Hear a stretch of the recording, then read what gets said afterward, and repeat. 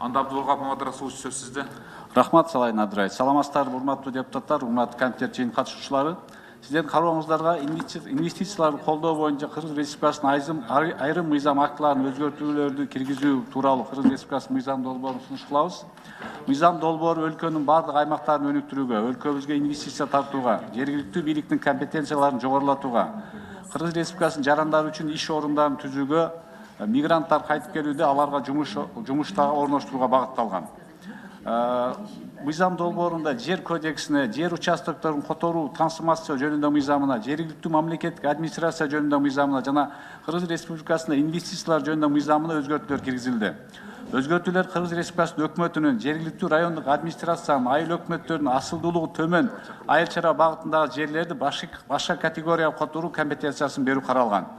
Урматтуу депутаттар, бул мыйзам долбоор боюнча өкмөттө вице-премьер-министр Боронов катышуусунда 2 жолу жыйын өттү.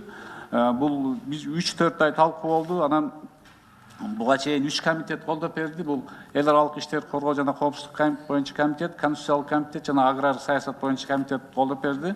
Анан бул жерде негизги нерсе ошол президент быйылкы жылды регионду өнүктүрүү жылы деп атабады.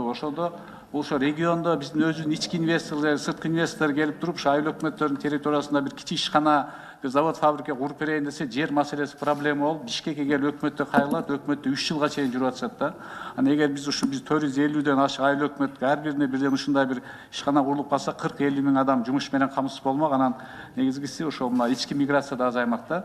Анан ошондой эле бул жерде мисалы үчүн баягы инвестиция келип туруп, кредит акчасында таза суу маселелери каралып атканда дагы бир 60 соттук жерге резервуар курула турган болсо, суу кампасы, ошонун трансформациясында өкмөттө келип туруп, ошол объекттер бир 20дан ашык объект токтоп турат экен.